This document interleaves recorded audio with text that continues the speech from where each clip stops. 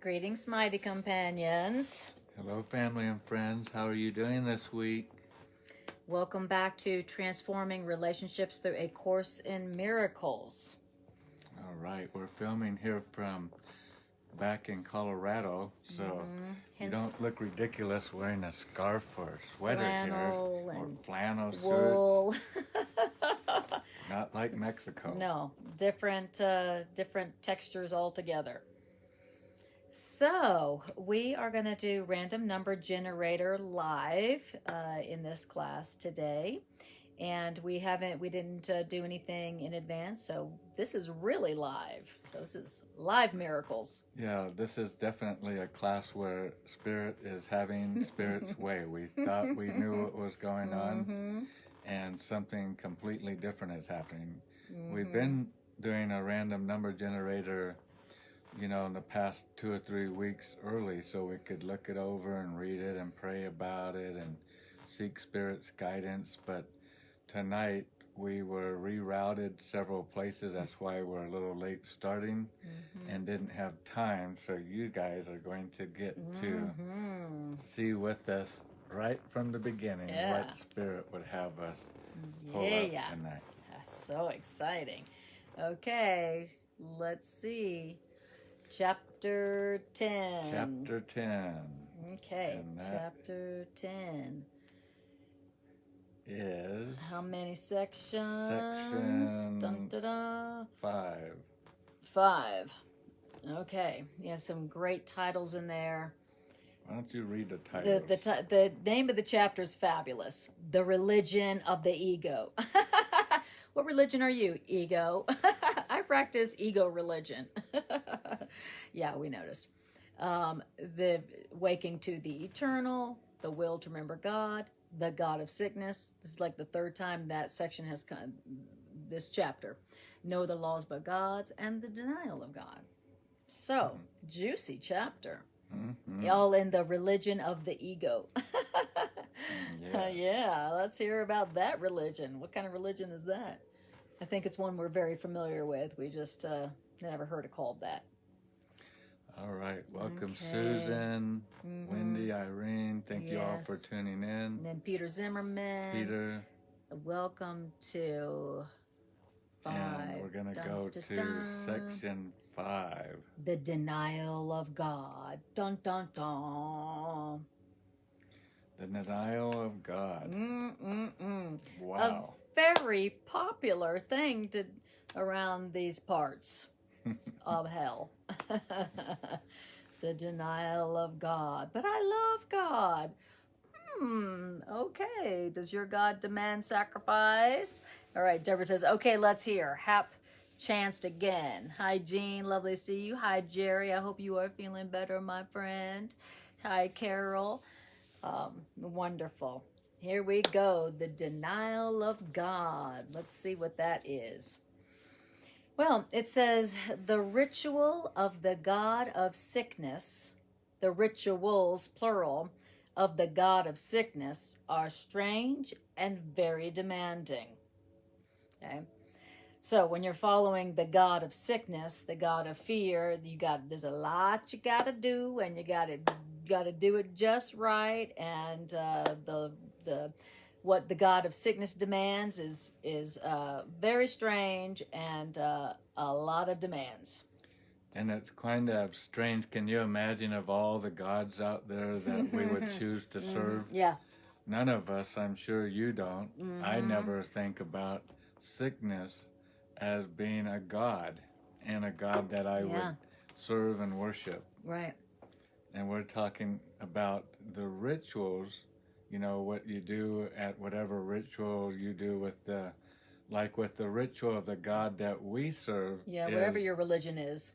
Well, ours is the ritual of releasing people from guilt. Yes.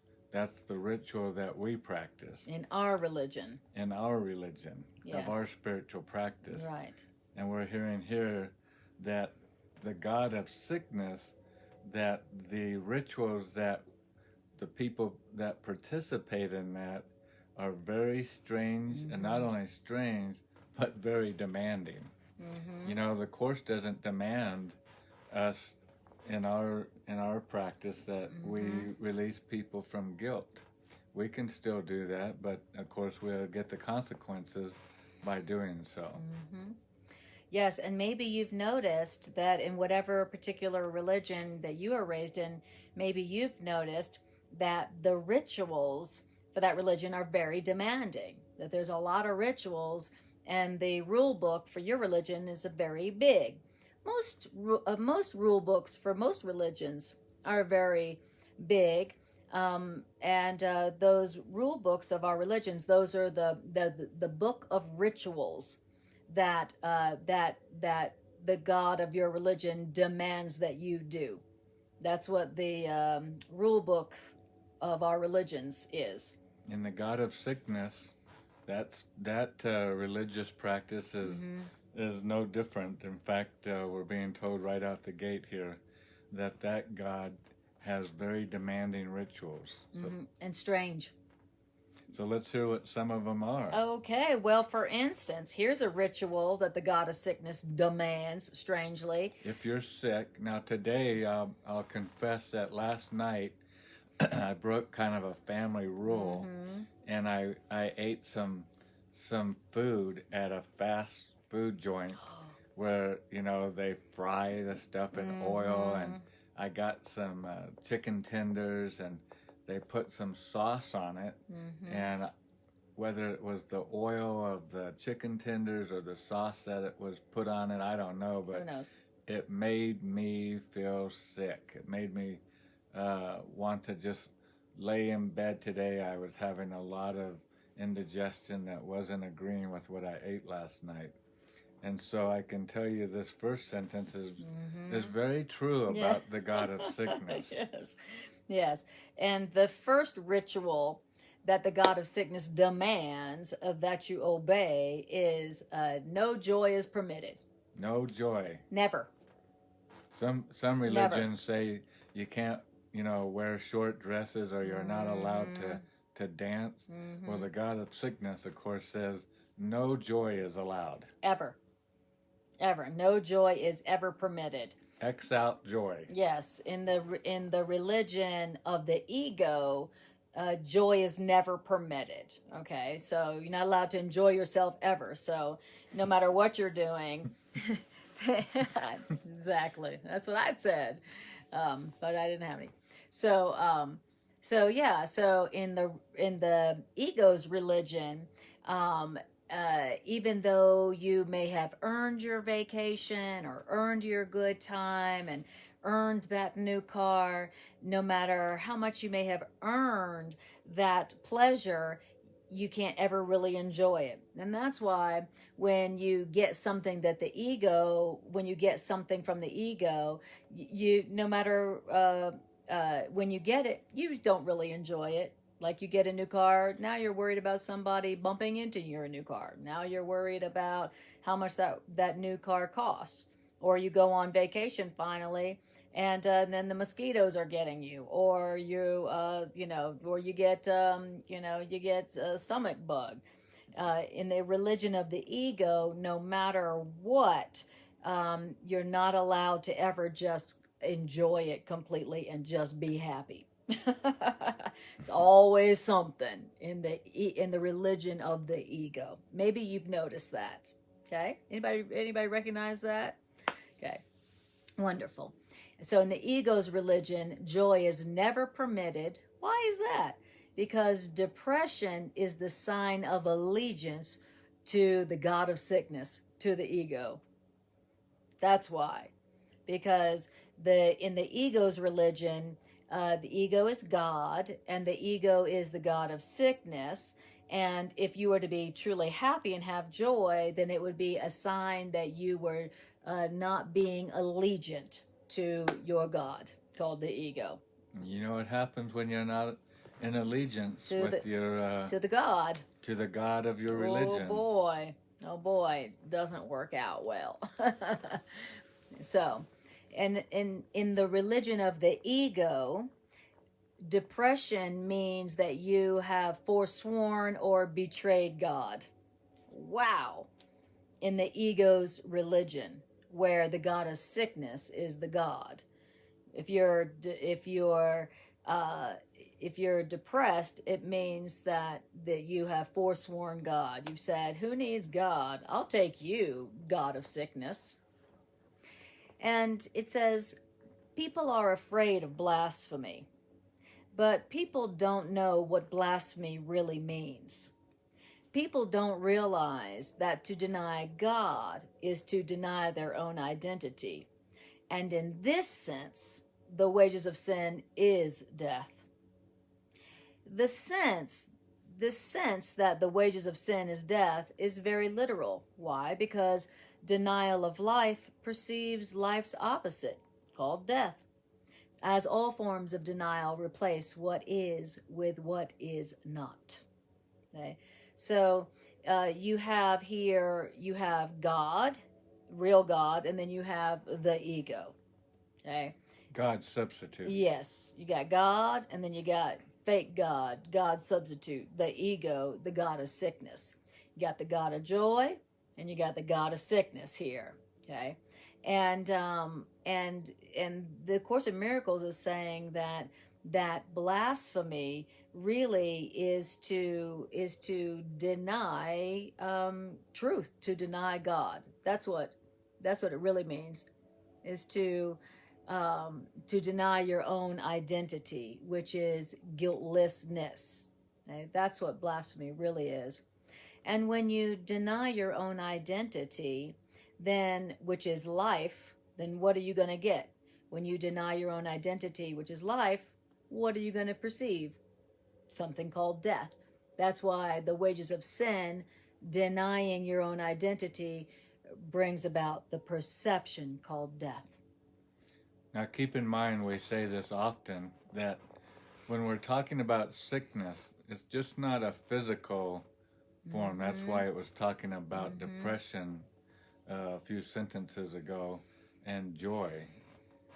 Depression is just, it's a lack of, sickness is a lack of happiness. Yeah, joy. You can have sickness at your job. You can have sickness in your relationship.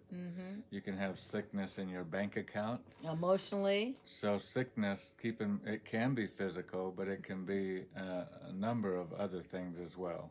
Exactly. And so sickness, blasphemy, sickness and blasphemy all are forms of replacing what is with what is not, denying what is, replacing what is with what is not. That's what blasphemy really is. That's what it really is, to deny what is and replace what is with what is not. So when you say you're lacking, you're not abundant, then that's blaspheming what God says your true identity is, which is prosperous and abundant. Yes. Your true identity is guiltless and sinless. And to believe that you are guilty, or that somebody else is guilty, or to believe that sin is real, is trying to replace what is with what is not. Okay, and that's the real blasphemy that results in perceiving the so-called opposite of life. Okay, now no one can replace what is with what is not. No one can really do that.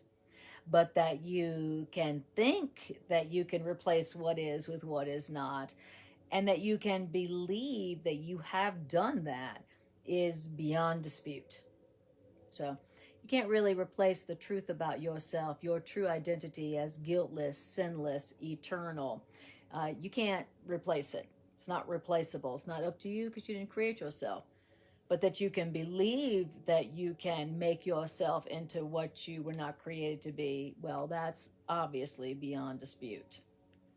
And how interesting that that's really what the Course tries to get through time and time again, is that the power of our belief. We can believe that we're sick in different areas of our life, and that belief alone is going to take us down that rabbit hole of an experience that we don't want to experience. Yes. But, Yeah, go ahead. But demanded of our God of sickness. Yep. That some of us, I truly believe, don't even believe we're practicing these rituals, many rituals, plural, of honoring that God rather than honoring the true God and the only God of creation. But if you were only worshiping the real God and not the ego God, then you would only be experiencing joy. So if if you're only worshiping God, then what does it say about God? And it said, what does it say about the ego religion? Joy is never permitted. So if you're worshiping the ego God, the God of sickness, then you don't allow yourself any joy. You don't allow yourself to fully enjoy anything, no matter how hard you worked for it. But if you're worshiping real God, the God of love, the God of guiltlessness, then what are you going to be experiencing? Only joy. So that's how you know whether you're practicing the religion of the ego or practicing the religion of God, of joy God. You got the God of sickness and the God of joy. Okay? All right. Beautiful. Hi, Demi. Hi, Patty. Hi, Deborah. Lovely to see you guys. And hi, Ram Layak Yadav. Beautiful. He says, good morning from India. Well, good morning to you, my dear. I was just studying some stuff from India about an hour ago. How interesting. Very interesting. We're so glad that you're joining us from India, and we send our love to all of India through you, my dear Ram. What a beautiful name.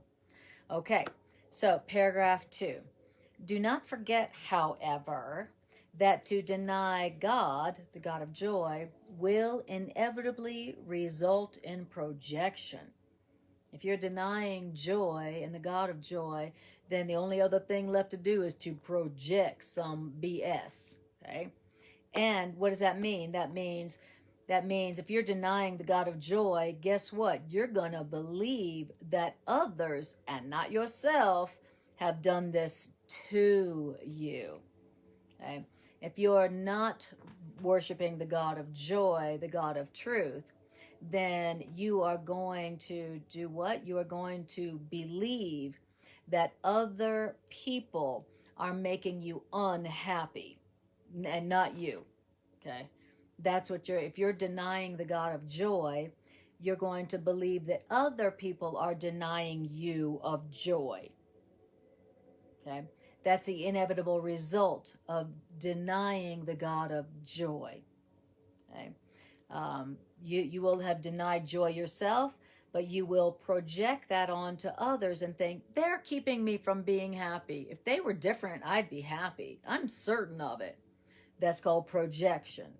So when you reject joy yourself, you will automatically think other people are depriving you of joy. And as much as, some of us, especially if we're teachers of A Course in Miracles, don't like to admit this, when I had gone through my body sickness today, I could do what I did at the beginning of the show here and said, I wonder where that came from. I wonder if it was the oil that they made my food in. I wonder if it's that hot sauce that they put on top of it.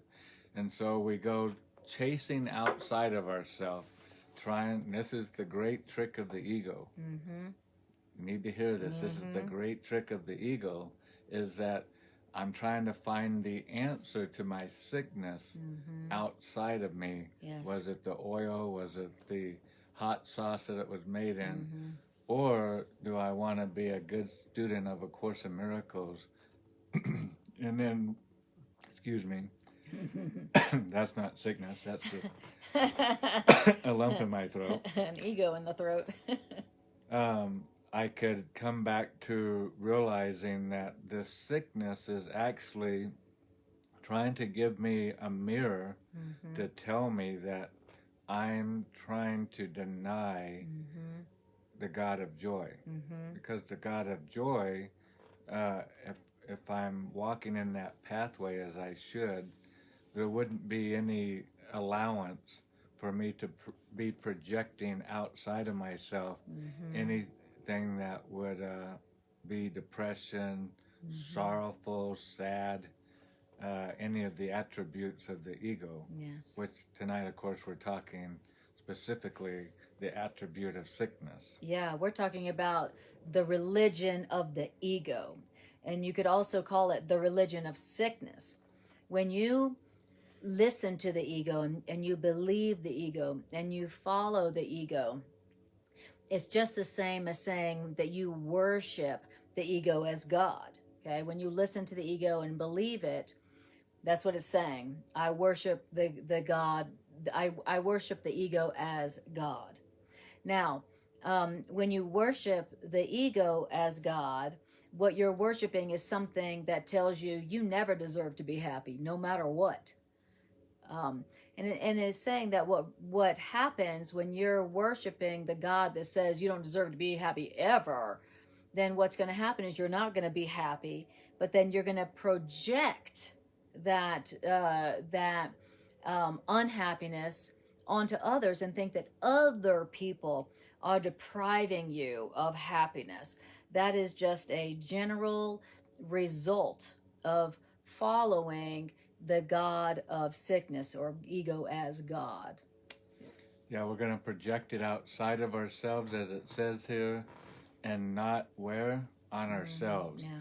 And all of these things like, I was told today, baking soda, take some of that with water, or the charcoal, like you're saying. All of these, are remedies that might be a temporary fix, but there is an underlining problem that the Course in Miracles wants to get to. Because if I just put a Band-Aid on it today, it's going to resurface again tomorrow. And each time that it does, I'm going to believe that something outside of myself is what's causing this. And that's what the author of A Course in Miracles is trying to teach us, is the last place we look is where? Inside of us. Exactly. Where the cause of the effect is happening. Right. And thank you for sharing your real life experience, and let's use that. Greg's talking about having eaten some food at the casino. According to this, that came by not following the God of love, the God of joy. So in that case, it may have been that that the God of joy was saying, have the salad, and then the God of sickness was saying, eat the chicken strips, and so in this case, whenever a lack of joy results, it had to be that we were worshiping the God, worshiping ego as God, believing it, listening to it, following it. Okay, so this is saying take it back to that. Somewhere I listened to and followed the ego, which is the voice not for joy. It's the ego for demands and guilt and anger and fear and lack. That voice. That's the God. That's the ego God, the thing that's saying, you're guilty, you're lacking, you need something, and get what you can while you can, because lack is coming around the bend. That's the voice of the ego. Well, let's get into this a little bit tonight. As Anna's talking, I believe Spirit's kind of clarifying this a little bit more with me, is because I would think, well, where did I allow this, sickness to come upon me? And it doesn't matter if I ate the salad or I ate the chicken strips or what I did. The point is sickness is coming. It doesn't matter if I took the charcoal. Sickness is coming, because the sickness isn't coming from the food. The sickness is coming from something that I did that broke the laws of reality. And yesterday, as Anna's talking, Spirit just popped this in my head, coincidentally. We went to as some of you know, we came back to Colorado because one of my best friends' daughter was one of the victims in this recent story that mass shooting here in Colorado. Yeah, there was a mass shooting, and his 28-year-old daughter was one of the people that were shot, and we were attending that funeral yesterday, and it was really, even as a course teacher, very difficult for me to sit through that funeral and not get upset of what seemed like such a senseless,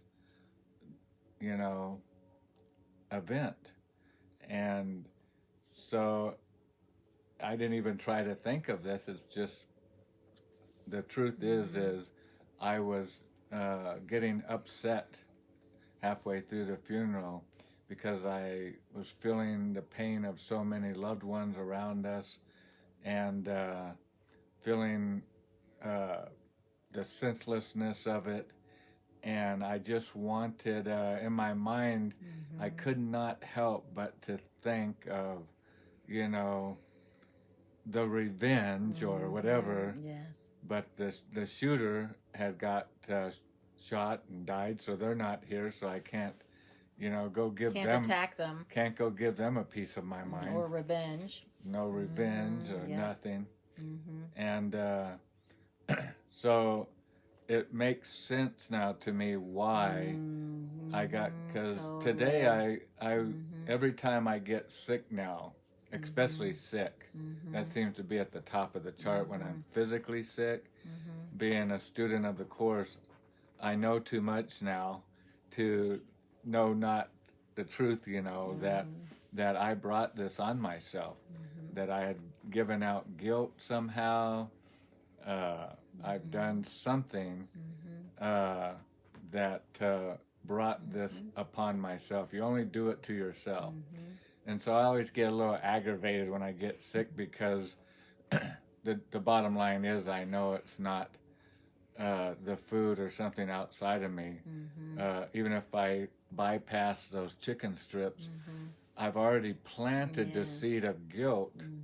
And so the harvest of that planting is going to come. Yes. And so I was going to get that and I always like to preach the story that it's going to come within 3 days. I don't know how accurate that is, but whatever you plant doesn't take long to grow. Right. And it doesn't matter if you're planting good seed or bad seed.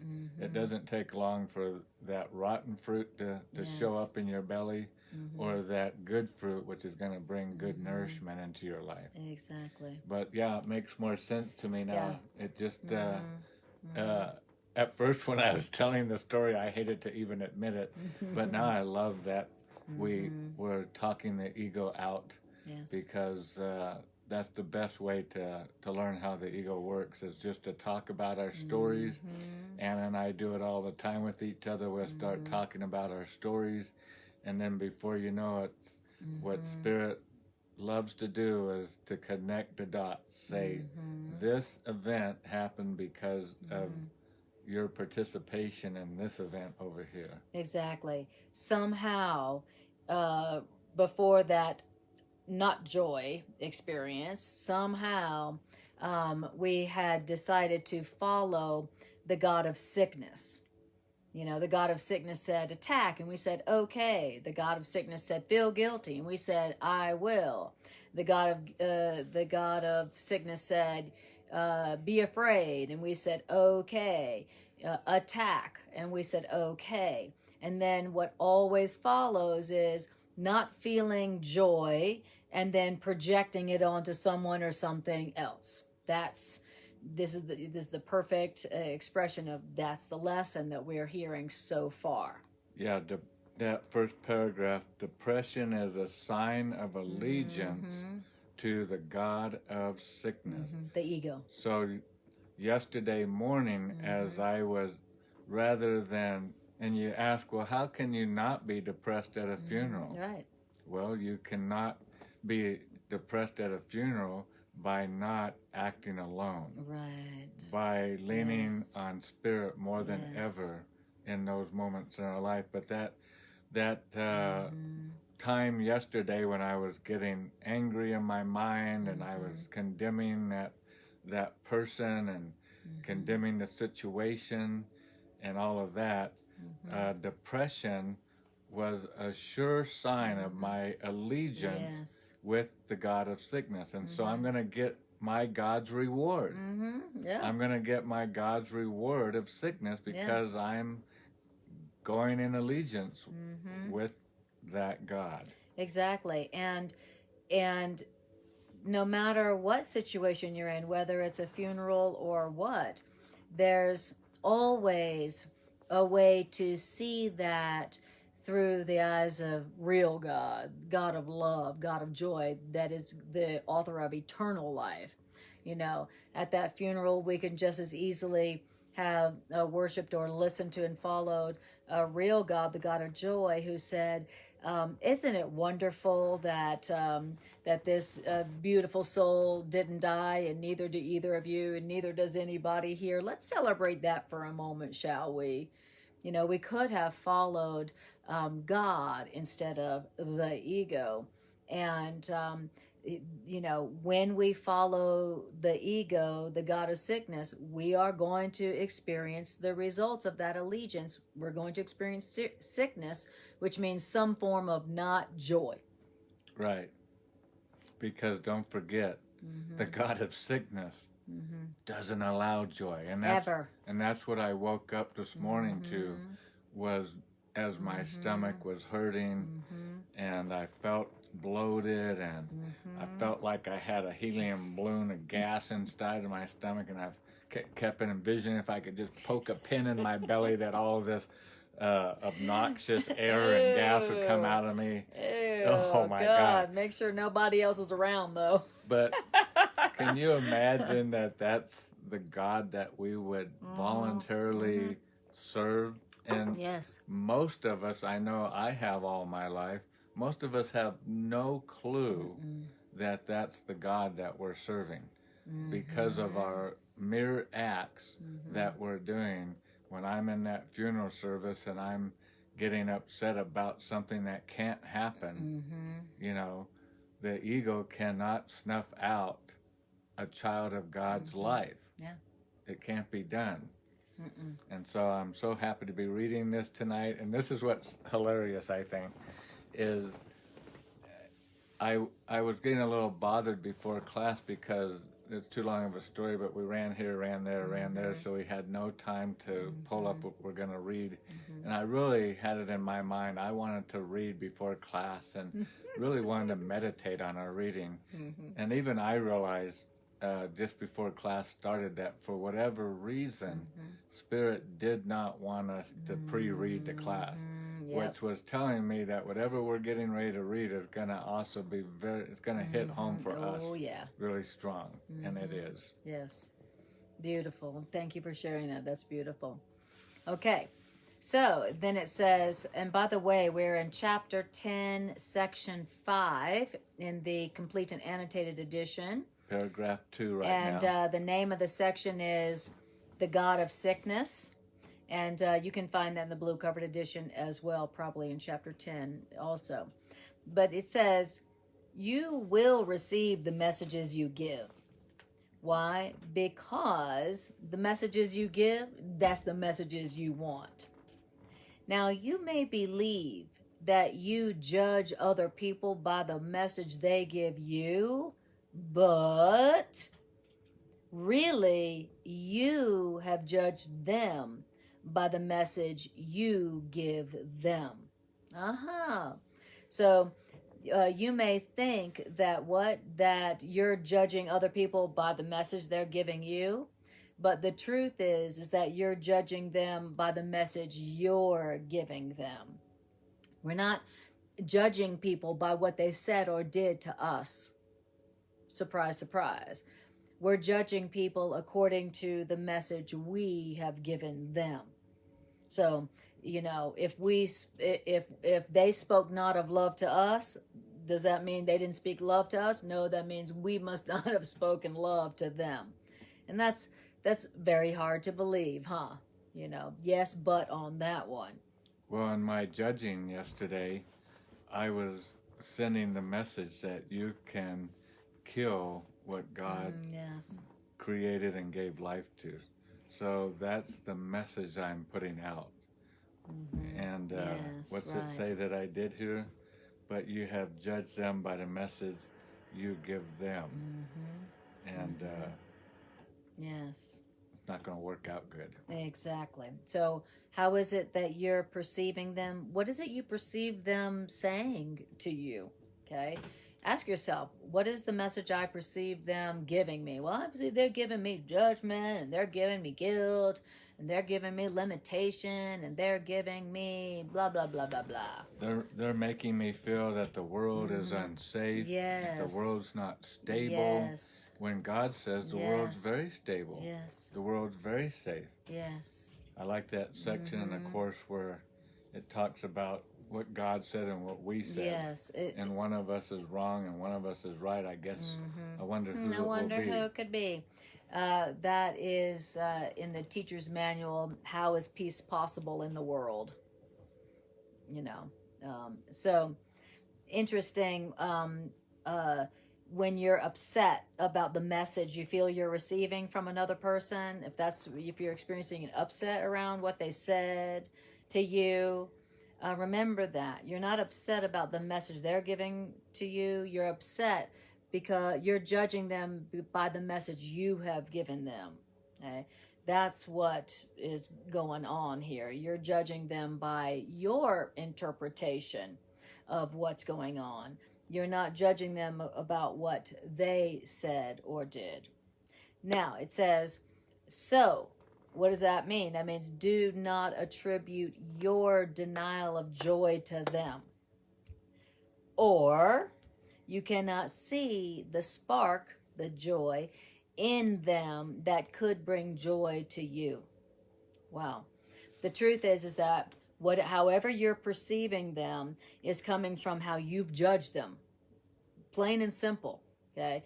The way that you're experiencing them is not coming from what they said or did. It's coming from how you're judging them. So, given that, don't ever attribute your denial of joy to them. Your denial of joy is not coming from them. Like Greg was talking about the funeral yesterday.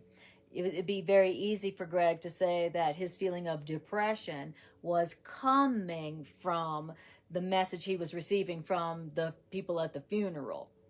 You know, and this is saying, don't attribute your denial of joy to them out there. Any depression isn't coming from them. It's coming from the message that we are giving to those around us. It says, so if you attribute your lack of joy to them, then you're not going to be able to see the joy in them that really could bring joy to you. Wow. Very interesting. So whoever you're around in whatever situation you're in, that you're not feeling happy in, you're not feeling joy, and you're tempted to blame it on them. You know, if they were different, I'd be having happiness right now. The truth is that you're the one who gave yourself an unjoyous message. You're the one who's making yourself feel not happy right now. And the happiness you want to feel really is in them, meaning if you were to see it in them, or if you were to see it where it really is, then you would see the spark of joy in them. And can you see now how the Course is always saying that once we get into this quicksand, it's hard to get out? Because so yesterday, rather than seeing things as I should have seen them, I didn't. And then I had the effect of that cause today. And then today, I could be easily tempted to now get angry with the fast food restaurant place that made the food and start projecting, my anger or upset or judgments out to them. And then the next day, maybe I don't wake up with a stomach bug. I wake up with a flat tire bug on my car or whatever. The point is, in some way it will come so that I feel like joy is being taken from me. Exactly. That's why it gives you the directive. Don't ever attribute your lack of joy to them. Because if you're attributing your lack of joy to them instead of your own decision, then you won't see the joy that is there in all of them. That's available for you in every situation, So if you really want to get that joy back, don't blame. Don't attribute your lack of joy to anything outside of you, because if you won't project that your own rejection of joy, then you can get back to that joy fast. You never find the real source of joy that is around you and in you if you're blaming others and things, other people, places, and things around you for the lack of that joy. As long as you're blaming and projecting the deprivation of joy on any person, place, and thing outside of you, you'll never find it. It's like you're just pushing it away from you. So even though it doesn't seem to make sense to say, well, I did this to myself, or I have rejected my own joy, even though it doesn't make sense, of course it doesn't make sense, but even though it doesn't make sense, say it, do it, say it. I've deprived my own self of joy. I have done this unto myself. Nobody has done this unto me. I am responsible for the lack of joy that I'm experiencing. Say it, even though you don't believe it, and then it literally enables you to access the joy that is there within you and everything around you. Right. That's why it says that saying I am responsible for what I'm seeing is the key to salvation, the key to happiness, the key to health, key to peace. Okay, so now we're in paragraph 3. And by the way, hi Megan, lovely to see you. And Carol says, deep breathing takes care of the belly bloat. Yes, beautiful. And Carol says, all war is internal. Yeah, absolutely. All lack of joy is a projection. All lack of joy is a projected choice. Beautiful. Okay, paragraph 3. Allegiance to the denial of God is the ego's religion. Right, so we're talking about the religion of the ego today, okay? The ego got a religion, okay? Like, you want to hang out with me? You have to deny God. Doesn't that sound like something that some of us that grew up in church read about the last days, that the Antichrist is going to demand? Or devil worshippers. That you deny God. Yeah. And here we're being told that you don't have to wait to the last days. Or join a satanic cult. Right. We've been doing it all along. Yeah, we've been doing it all along, when you, if you're going to listen to the ego and believe the ego and follow the ego and do what the ego tells you to do, then you are you are worshiping the ego as God, and you have to deny real God in order to do that. Right. And most of us think to deny God is to say something, verbally, Right. like to make a public confession. But anytime we give guilt to a brother or sister, we're in that act. That's just as good as standing up and making a public confession that we deny God. No different. But the beauty of it is unlike what we were taught growing up, is that there's no hope for somebody that does that. And for us, there's always hope. There will always not only be hope, but there will be assurance that we'll get through this. It's just all learning lessons, nothing bad, nothing wrong. That's right. We're just all learning as we go, not to do that, not to be denying. It's not just denying God, it's to deny health. Yes. It's to deny abundance. To deny deny love. joy. It's to deny laughter. It's to deny all of the attributes, all of our inheritances that God has given us. That's our way of denying it. No, thanks, God. I think I would rather do it a different way. I think I'd rather be depressed and sick or sick or unhappy. Definitely never happy, no matter what's going on, never happy. Or feeling broke. Exactly. And so, think about it practically. Anytime you are feeling guilty, anytime you're feeling afraid, anytime you're feeling angry, anytime you're full of revenge, anytime that you're, planning for your own happiness as if you know how to do that, anytime that you're projecting blame for how you feel, you are worshiping the ego. You are worshiping the ego. You're an ego worshiper in that moment. You're a devotee of the god of sickness. Okay, so you don't have to go into a satanic cult to do that. It's anytime the ego says you're a loser, you should be ashamed of yourself, and you agree and you go, yes, you're right, and then you be depressed. Okay? Every time you're experiencing depression, that's you worshiping the god of sickness. That's you worshiping at the god of sickness. I'm so happy ego. It's not us, telling you this is how it is, that it's the author of A Course in Miracles here telling you all this, and us. Yes. This is why A Course in Miracles is on the top 10 satanic books list. Right. This is why. Because the Course in Miracles completely outs the god of sickness, so no matter what you call it, this is whatever demands that you never be happy no matter what. That is not real God. That's the god of sickness. That's the ego. Isn't it interesting how the majority of our world's religions, they share one thing in common?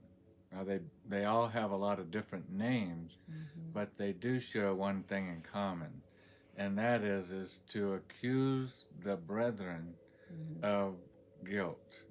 If you're not eating, if you eat certain foods, you're guilty. Right. And if you dress a certain way, you're guilty. If you say certain words, you're guilty. If you smoke cigarettes, you're guilty. If you drink, you're guilty. All of these things that they say is the way that you deny God. Right. But yet the way you deny God is actually the very act of condemning and judging your brothers and sisters. I find it awful interesting that the world's religions, in large part, are denying, according to this curriculum, the God of creation. Yes. Thank you for saying that, because this absolutely, makes the demarcation, the distinction between God and the ego. And so any religion that teaches condemnation is not real God. That's ego. That's the denial of God. That's fake God, whatever you want to call that. Any religion that teaches condemnation is not real God. That's fake God. And no matter how much you believe it's the real God and the real religion, if you follow the teachings of condemnation, whatever form they come in, whatever religion they come in, the result is going to be sickness. Body sickness, mental sickness, soul sickness, emotional sickness, global sickness, you name it. And what is sickness? Sickness is a condition that when you're sick, there ain't no joy. How joyous can you be when you're sick? there's no joy in sickness. There is, this feels like crap, and when this is done, I'll be happy. That's what sickness is. Sickness is no joy. All right. So, okay. Beautiful. Megan says, beautiful messengers, but don't attack the messenger. in response to you saying, I'm glad me and Anna didn't write this. Yeah. Exactly. No, You're right, I wouldn't have the courage to say this, publicly unless I didn't write it. That's what I love about A Course in Miracles. You can feel safe about saying it because you didn't write it. So. Mm-hmm. All right. So then now we're on paragraph 3. It says, I don't think we... Oh, did... Yeah. Okay. We might have done the first sentence. Paragraph 3. Allegiance to the denial of God is the ego's religion. So in order to follow the ego, you have to deny God. You can't follow the ego and God at the same time. You can't do both. Okay. And the God of sickness obviously demands the denial of health. Why? Because health is in direct opposition to the ego's own survival. Wow. The ego can't survive if you are healthy? Body, mind, and spirit? Dang. The ego can't survive if you are healthy, body, mind, and spirit. That's deep. We should wage a campaign against the ego. Put it out of business. It's called health. Called joy. Called joy. And the Course in Miracles, I don't know if it's in this section or a different section, but it literally says that happiness and joy are one. That they are one. You can't have joy but not health. You can't have health and not joy. That they go together. So, and maybe it's in chapter 5. But, but health is in direct opposition to the ego's own survival. Wow. So health is denying the ego. Yes. Just like sickness is denying God. Right. Exactly. Sickness is denying God, and health denies the ego. Because, but the good thing, as I was saying about sickness, is just like I was feeling sick today with a stomach bug. I know that there's a Mighty Companion on here today that posted that they had the crud and they were going to go to the hospital. It's a big reminder to us, don't fall into the trap of letting the ego beat you up over that. Yes. Don't Beautiful. let the ego beat you up, Greg, today, going, see what a lousy Course in Miracles student you are. And you call yourself a teacher? Oh my God. Look at you. No, actually use that as a weapon, and we often say this, be encouraged by it, because how better can you beat an enemy when you can see the enemy's face right in front of you? It's hard to beat an enemy when you can't see them, you can't find them, you don't know where they're at, where they're hiding, what they're doing. But when they're right there in front of you, and you can see what they're doing, now you can do something about it. You can't do anything about it if you're not aware of where they're at or what's happening. So the fact that I was sick today, and that's what I do love about the Course, is although it didn't happen until we started reading tonight, my answer didn't come, but I knew my answer would come sooner or later. But I knew that this sickness was of my own doing. I just didn't know how I did it yet. Right. And you would have thought I would have put it together with the funeral, if nothing else, yesterday. But I really didn't think about that, quite honestly. Yeah. So how neat that whatever sickness, or it, again, doesn't need to be physical. It can be anything that robs you of your joy. If it's robbed you of your joy, then you know that somewhere along the line, you're standing in allegiance with the ego, and you're denying God. Yes. And sometimes it's best just to pray to God, what have I done? Show me what I did.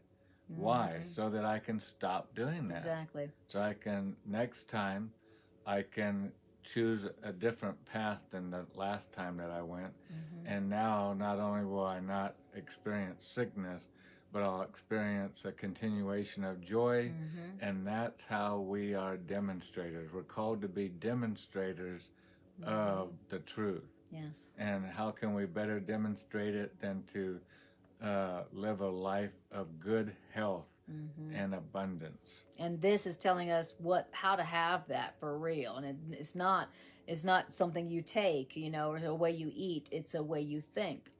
And a good exercise that the Course of Miracles gives to do what you just said is the Course of Miracles. I forget what chapter it's in right now, but it says to ask yourself, what have I thought that a God of eternal love would not have thought, and what would God have thought that I didn't think? And that's a way to find what was it that we were thinking that wasn't in alignment with the God of joy, the God of love and truth. What was it? And you came up with it. You saw that during our class.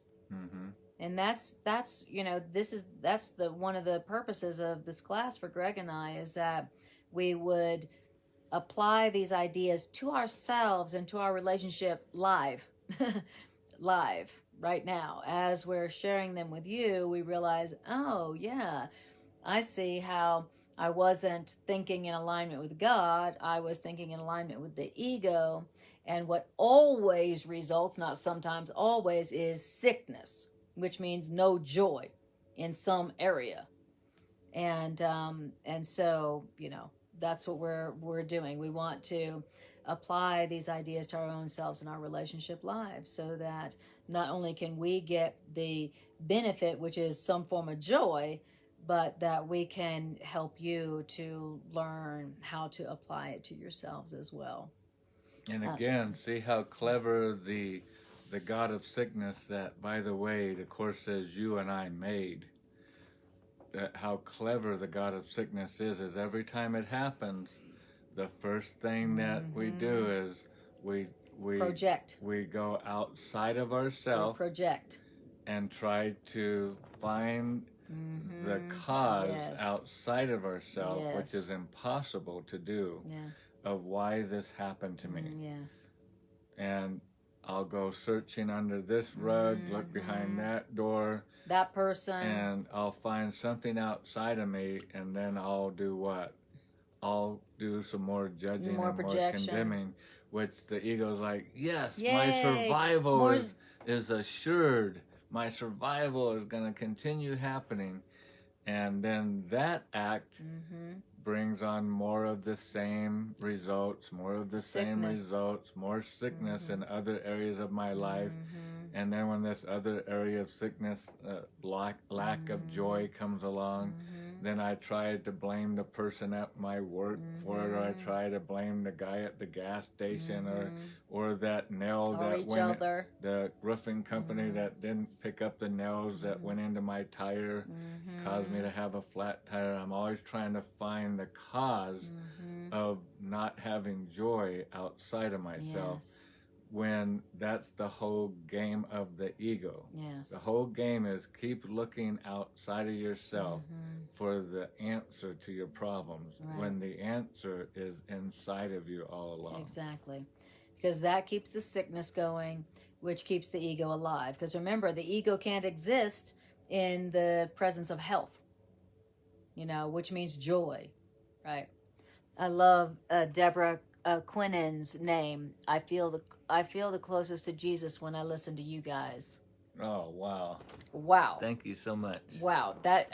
Is there a higher compliment to receive? I don't think so. Thank you. I don't even know if you should make comments like that while we're doing our class. I got to keep my head That's straight right. here. But thank you so much. Yeah. That always means a Yeah, lot. that's- And you guys being on here live every week means so much to us. Yeah, and So we feel the exact same way. we do. Sharing with you guys and sharing truth with you and joining in this healing truth circle makes us feel closest to God and truth and our joy as well. Truly. So truly thank you. 100%. Absolutely.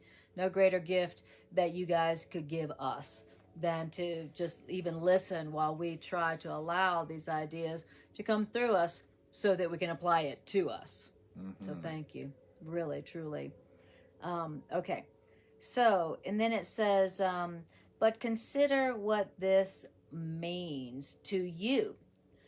Unless you are sick, you cannot keep the small g gods that you have made. Because only in sickness could you possibly want the small g gods called sickness that you made. Wow. You know, unless you're sick, you wouldn't want the ego. The only people who want the ego are people who are not in joy. You know, when you're not in joy, then the ego makes sense, the vengeance makes sense, lack makes sense, guilt makes sense, projection makes sense. When you're not feeling joy, when you're not feeling healthy, when you're not feeling happy, only then do you want the small g gods, the ego and sickness. Okay. It says, blasphemy then is self-destructive, not God-destructive. Okay. God is not offended by blasphemy. Blasphemy is not something where God's like, oh, I can't believe I'm so offended. I'm writing you down in my book. I'm not going to write you down in the book of life for next year. With a black magic marker. Bad child of God, bad. I'm not going to write you in the book of life. Okay. So blasphemy is not God destructive. Blasphemy is self-destructive. And what is blasphemy? Blasphemy is when you're denying the truth and you're following the ego. You're substituting truth for your own idea of what is true. Right. My own idea of what is true is, you know, how can this situation be good at all, what happened? Yeah. That's my idea of truth. When God's idea of truth is every situation is helpful. And that's where we get ourselves in so much trouble. And rightly so, why the Course is always saying you're not going to reach the state of atonement, which is the state of undoing our belief system, guilt. until you do not have any more exception. Well, yesterday I had an exception, and to me it was validated. Yeah. My exception was valid, and it felt like anybody else that was sitting in that room Would have felt the same would way. feel the same way. Yes. And so I am making exceptions because of what I want to believe Yes. rather than what is true. I'll say it again. I'm making exceptions for what I want to believe is true rather than what is the truth. Exactly. And making an exception and thinking, well, I know better than God. I'm smarter than God. I'm smarter than God. And I don't care what God says. And God said there is no death and there is no sin and there is no guilt. But I'm at this funeral and I can tell you otherwise. That's right. I'm a witness. My perception is telling me the truth. Yeah. What I believe is more true than what God has created. That's blasphemy. And that's not hurtful to God, but it sure is hurtful to us. Right? What does God say? God says, you only deserve joy. And what does the ego say? You only deserve pain. You know, that's it. They totally opposite in their message. God says, you are my child, you only deserve love and joy, and whatever mistake you made, you deserve love and correction. And the God of the ego says, you don't ever deserve to be happy, and you always deserve pain. You know, very clear. Now, can you see how it can also be, we say how when we get into this trap of guilt, it's repetitive. Mm-hmm. Well, it works the same way the other way. If I had not given out guilt, condemnation, and all these judgments that I had, and this really building up some anger within me, I told Anna that yesterday at one point I had these wild imaginations, like all the glass in the building just exploding out of the building. Just as like, bam! At the funeral we were at. Yeah, and just thinking of what I kept thinking was so senseless, this act. And but imagine if it was different. We rewind the reel and we play the movie again, but this time none of that happened. Well, today I'm convinced I would not have woken up with sickness and I would be healthy. And now the ego becomes more desperate. It's more desperate because it wasn't fed yesterday like it was expecting to be fed. That's right. It was totally expecting to be fed yesterday. Ego loves funerals. And it loves funerals because Juicy. It can get a lot of guilt, a lot of fear. It's a banquet. A lot of projection. That's a banquet for the ego. A lot of projection. But if it didn't get that, could you imagine the next day how threatened the ego would be? Because now it's gone. You put it on a day of fasting. Yeah. And now it was forced to fast and it wasn't able to eat. And now today it has to get fed, but it doesn't have anything to work with because I'm not sick, and so it can't come to me and give me thoughts about sickness and to judge more because I'm not sick. So it can't make me think about the restaurant owner. It has to find something else now, and I'm not giving it ammunition to get back at me. And the more and more we do that, that's the goal, till we come to a place where the ego literally just falls over and disappears out of our life because we have literally starved it to death. We just stop feeding it. Out of our existence. Yeah, exactly. The God of sickness is a demanding God, which means a very hungry God, right? And it's hungry for guilt, and so it's demanding of guilt and fear, and the ego loves certain things that feed it with lots of fear and guilt. And a funeral and death is or divorce or whatever, a breakup, something, the little stuff is just somebody cut you off on the street or whatever, but it's too. Still you get about a little guilt. It's a temptation, right? But the big ones, boy, the ego gets all kinds of morsels out of that. Exactly. And the God of sickness demands that you give it fear and guilt, to feed it. And what do you think that murderous bully called the ego is going to do when it's like, give me more fear and guilt. Come on, give it to me. Give me some projection. And you say, nope, I'm not going to give you any fear or guilt or projection today. Nope, I'm just going to stay. I'm not going to donate to your cause. I'm not going to feed you today. I'm just going to choose to believe in the joy of the truth that says that nobody dies and nobody has lack and that we're all loved and we're all the same. What do you think the ego, how do you think the ego bully with blood, coming down, from its mouth is going to react when you say, no, I'm not going to feed you today with fear and guilt? Well, the ego's going to get, like Godzilla, like Egozilla.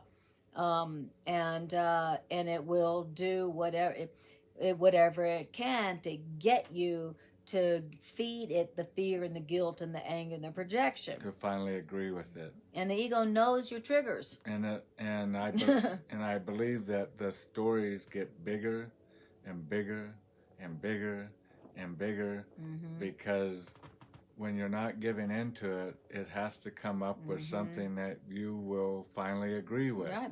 Will you finally agree with, this is worthy enough to deny God and come over to my side? I mean, look at this story. I mean, how about your best friend's daughter was murdered by a insane mass murderer? How about that? Is that good enough for you? You know, come on now. You gotta have some anger around that, right? Come on, where's your heart? Yeah, exactly. And so when we don't feed the ego with the guilt and the anger and the fear and all that, yes, the ego for a moment gets more angry, but it's just like with any other big, scary, mean, angry addiction. The less you feed it, the smaller it gets. Even though it's like, ah, you know, it seems like a Godzilla, an egozilla, but the more you don't feed it, the smaller it gets. The more you don't feed it, the smaller it gets. To the point where you yourself realize that egozilla is nothing. It's like a little mouse roaring at the sun. You know, you realize, well, the ego is nothing. And then next time the ego voice speaks to you and says, be guilty, be afraid, project, you go, no, thanks. I'd rather be happy. I'd rather remember the truth that we all have it all and we don't ever die, and be happy. Thank you very much. And I don't feel like being sick tomorrow. Yeah, and exactly, you know, and I'd rather just be happy knowing that none of us die. We all have it all. We're all the same, and we're all equal, and we don't ever die, and have, you know, not sickness tomorrow, but abundance and joy. Okay, and then the ego's like, well, you know, I'll go find somebody else that will listen to me. Okay, fine, all right. So. Beautiful. So it says,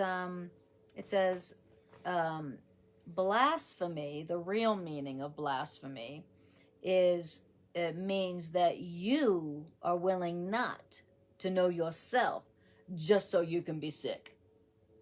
That's the real meaning of blasphemy. It's not something that's offensive to God. It's not a sin that God, oh, blasphemy to me, you deserve to die.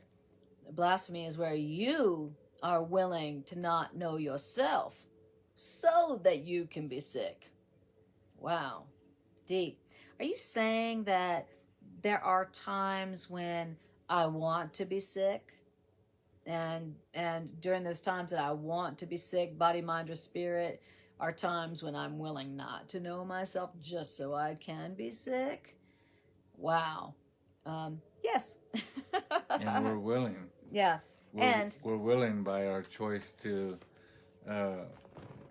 what way we're going to go on our decision of are we going to judge or are we not going to judge. That's where our willingness, that's why the Course is always saying the Course only requires a little bit of willingness. Willingness what?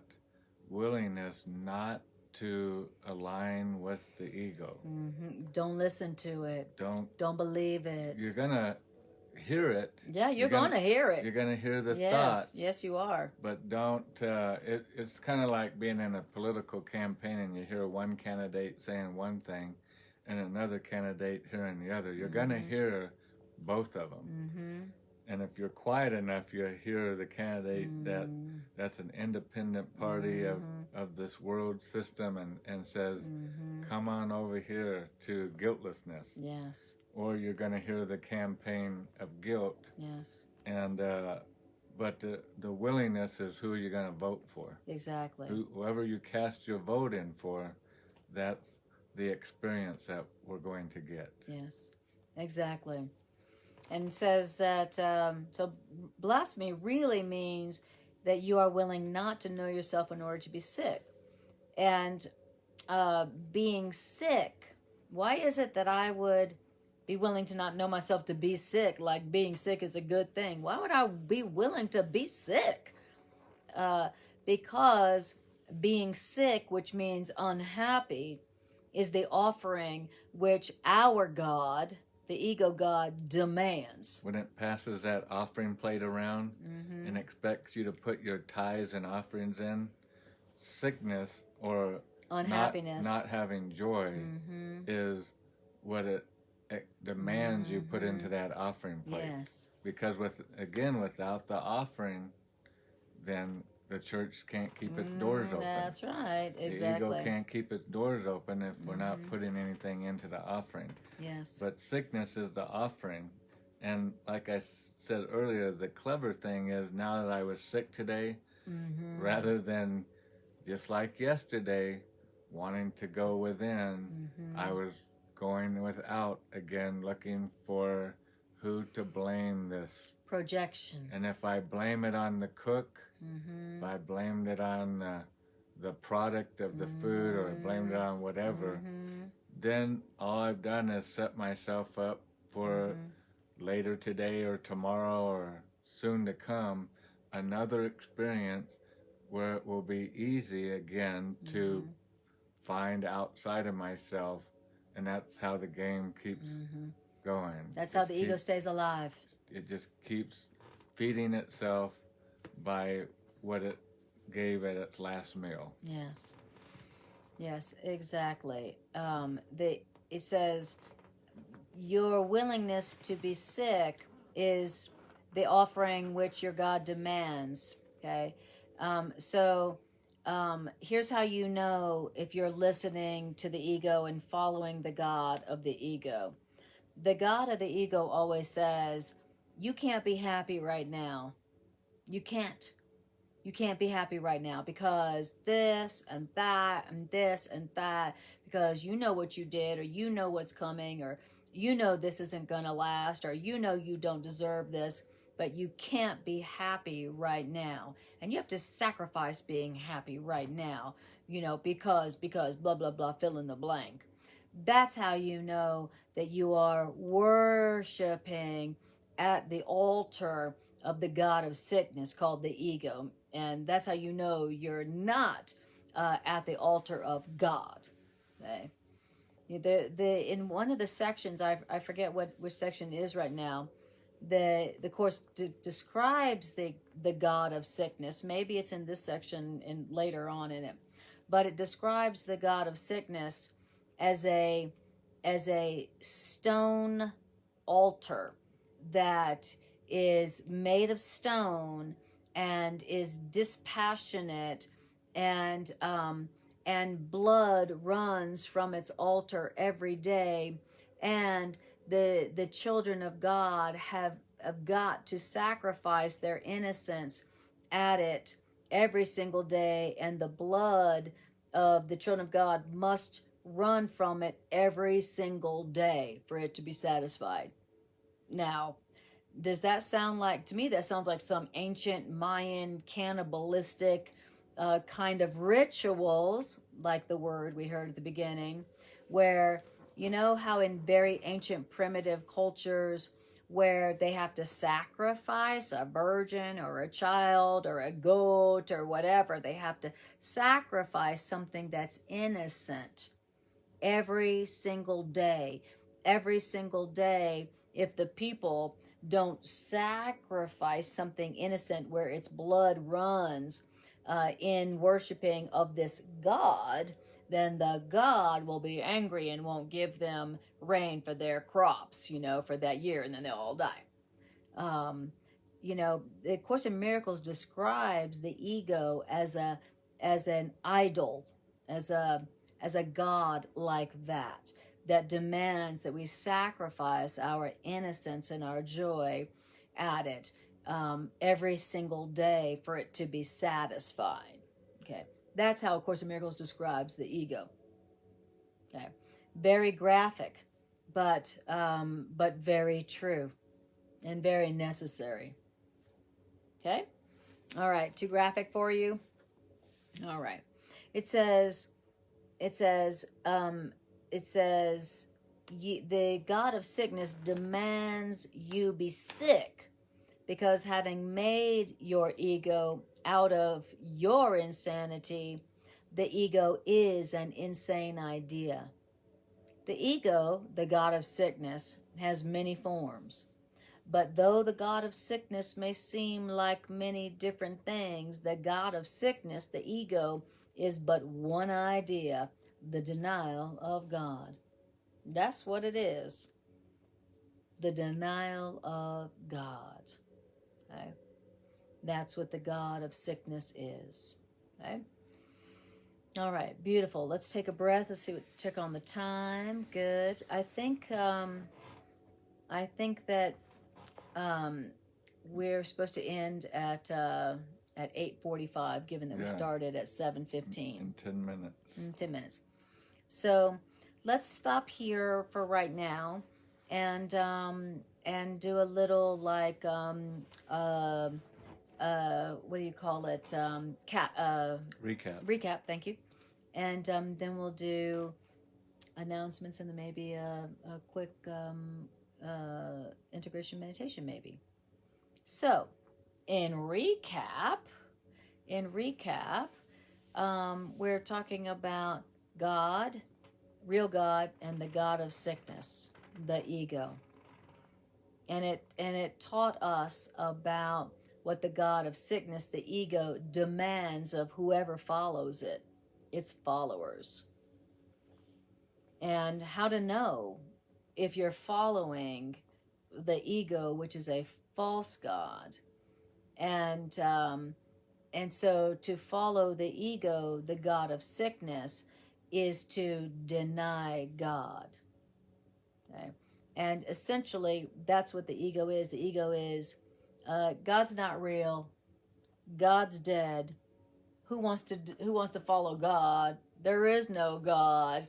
I'm God. That's what the ego is. The denial of God. God isn't real. I am, says the ego. And that, and then the name of this chapter is The Religion of the Ego. And in this section, we learned about the religion of the ego, and that we're all following that religion, unfortunately. But we don't want to, and we don't have to, and we heard about another option, right? And we're always ourselves, and we hear of people praying to God for God to help our life. God to help us get a house, because we think that'll make us happy. God help us to not be sick anymore, because we think that'll make us happy. God help me with my finances, because I think that'll make me happy. And God's not giving us a new house or a new job or a new car or all these things. None of those things are going to bring us happiness, and we always hear that in life, right? That's an old story. It's so old we should all be sick of hearing. Sounds like a cliche right now. Yeah, and money can't buy me love. God has given us all power in heaven and earth. Did you know that? And all joy. From hearing this tonight, God has given us all power already, and all we have to do is exercise that power, which is standing up to the ego, ourself. Don't follow the ego. Stand up to that bully. And when that bully tells you that you should be judging and condemning and acting, crazy, then that's the time to stop the cycle. Because let's just say tomorrow, as we enter into our Monday, let's try to remember as we enter into this week, the first upsetting thing that happens, Won't be long. It won't be long. Let's try to remember tonight's reading, to remember that this is my opportunity to cut the snake's head off. Yeah. And because this has happened, that I'm perceiving has the power to take my joy, I need to stand up to the bully, to this false god that wants me to worship it and put an offering in its plate. And this event happened just like my sickness happened today because of an effect, or actually a cause of something I already did before. This is the effect of something that I did. And so I need to stop it right here and cut it at the root of the problem. Stop the projection. Sure, I can take some vitamins or drink some drinks and get rid of that stomach bug, but I haven't cut the root of the problem out. I haven't pulled it out by its roots. That's right. All I did was cover up the problem. Yes. And so let's try to remember this week when that happened. Let's see what happens when we stand up to the ego and not put any money into the offering plate this time. And just like me yesterday, it's not going to make any sense how I could see it another way. You know, not going to make any sense at all how I can see it another way. Yes. But I'm quite feeling assured that when we do this, we're going to see the results. You know, after tomorrow, when we're tempted to give out some judgment and guilt, that our Tuesday will be better than our Monday was. Yes. Because we didn't feed our ego. Yes. And then our Wednesday will be even, and now Tuesday we don't have anything to complain about because we're not sick. That's right. Or we didn't have our joy taken from us. And so we don't have another obstacle to overcome again. And now it's like the American deficit. We're actually paying down our deficit, and we're going the other direction instead of going more in debt into unhappiness. Yes. Amen to that. And I just want to read to you, Greg, Shahira's, she says, I love you both with my whole heart. God bless. Thank you, Shahira. That's beautiful. That feels really good. Thank you. Beautiful. All right, you guys. And if you get a chance, read the rest of this section. Especially if you're experiencing any kind of sickness, body, mind, or spirit, go to this section and really apply what you hear it saying and take it to heart. And like Greg was saying, you know, practice not obeying the god of sickness, practice not meeting its demands. You know, the ego always demands, the god of sickness always demands that you feel guilty and that you never let yourself experience joy, and that you always feel bad, and that you be sick in one form or another. You know, that's all the ego's demands. The god of sickness, that's its demands that it demands of its worshipers. And so let's practice disobeying the ego and not being a worshiper of it, and not obeying its demands and saying, no, I'm not going to give up my joy. No, I'm not going to feel guilty. No, I'm not going to project the cause of my lack of joy. No, I'm not going to be afraid. I'm going to listen to the voice for God, the voice for joy, the voice for love. Practice that so that you can have an experience of your own real power and an experience of your own real freedom. You know, when you see that you don't have to listen to the ego and you don't have to obey its demands and do what it says to do, you are going to experience a level of freedom that you never dreamed possible, where you'll realize, hey, I can keep my joy no matter what's going on. Now, that's real freedom. That's real freedom. And that's real power when the world outside of you can no longer dictate whether you're happy or not, joyful or not, abundant or not, content or not.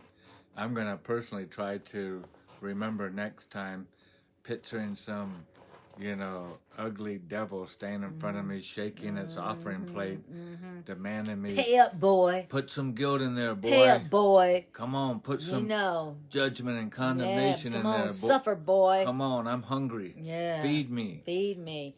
Suffer. Be sick. When we're in Mexico, there's a lot of poverty, and the ego really is just like an entity in poverty. It needs to be fed. It needs to beg for food, for survival. And so I'm personally going to try to put an image in my head of some ugly little devil standing in front of me, shaking that basket, demanding that I abandon joy. Yes. Now, I might be completely happy when I'm putting that guilt in the basket, but the reason it says it's demanding me to give up my joy is when I put that guilt in, now the effect is going to be giving up joy. It's going to come in some doorway of my life. Right. Something that is going to not be a fun experience. Laying in bed with a upset stomach, you know, I can lay there all day long and try to act happy, but it's not going to be easy. Right. So good luck with that, y'all, this week. And that's a great exercise to do. It's a very good exercise to practice, you know, when you're experiencing some kind of suffering or sickness, body, mind, or spirit. See if you can image that suffering or that sickness as, like Greg said, as the ego's like, yeah, give me guilt, give me fear, you can't be happy, you know you don't deserve it, you don't deserve to be happy. You know, image the ego there demanding that you give up your joy, demanding that you give up your innocence and your guiltlessness, and then see yourself and say no. Say no. Nope. I'm not going to feed you, ego. I'm not going to worship you, ego. You're never satisfied, ego. All you want is for me to give up my joy to you, and you know what does that leave me? You know, what's in it for me? Nothing. Sickness. And say no, and then turn your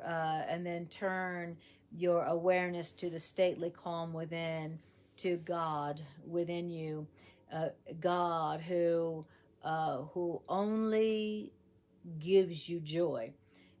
God, real God, true God, makes no demands.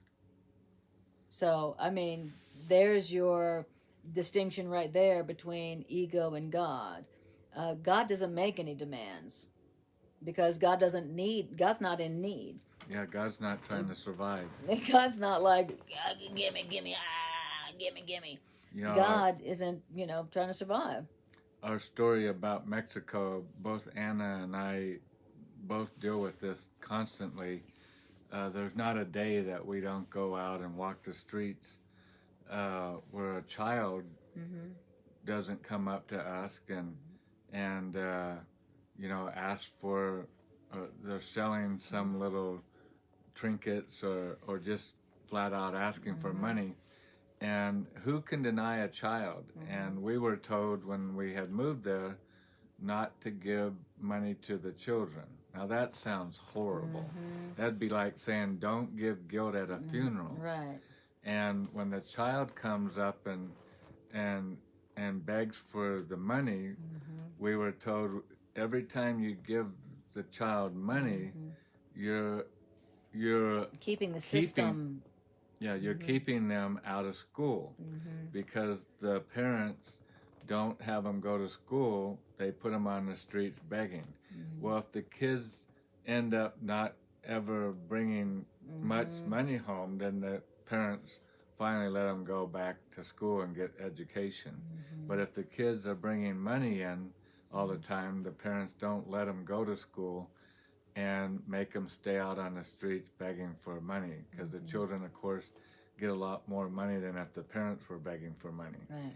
And so when a child comes up to us now, because we've been down there for about 5 months, however many months, we have been programming ourselves, and I haven't perfected it yet. I have not perfected it yet.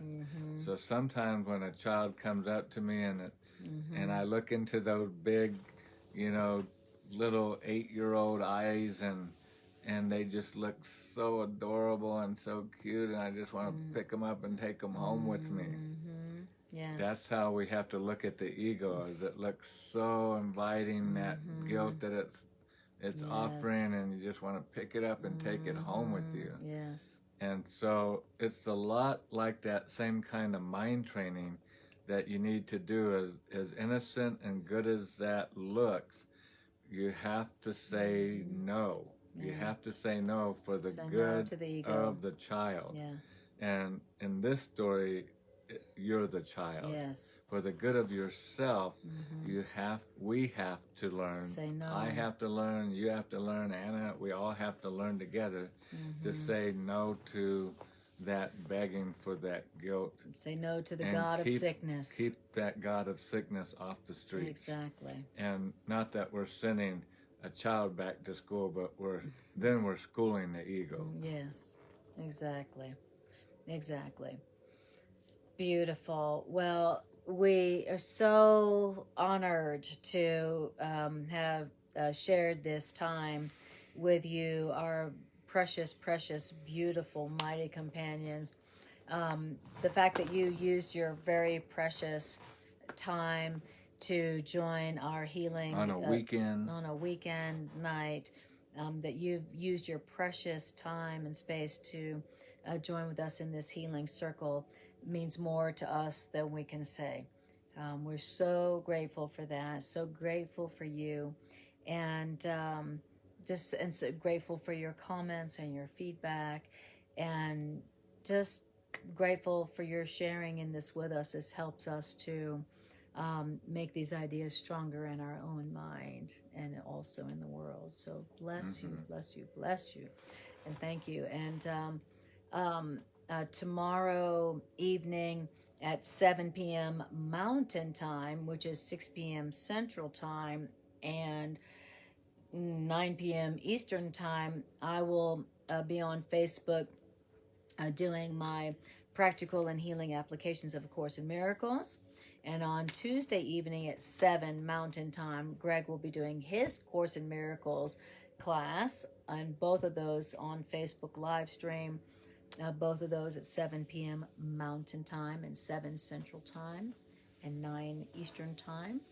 And if you would like to see more of our Course in Miracles classes, mine and Greg's, then go to my YouTube channel. If you go to my YouTube channel, you can watch all of our classes, and that's all that's there. Whether if you're looking to watch our classes on my Facebook channel, you got to go through all the other stuff. But on my YouTube channel, it's just our Course in Miracles classes. So if you'd like to just have some Course in Miracles classes to use when you need them, when you need to say no to the ego, and you need some strength and some support to say no to the ego, go to my YouTube channel and watch any one of those classes and let it strengthen your will and your determination to say no to the ego and say yes to the truth about yourself. We love you guys so much, and we'll see you next time we see you. Mwah. Love you guys. Love you.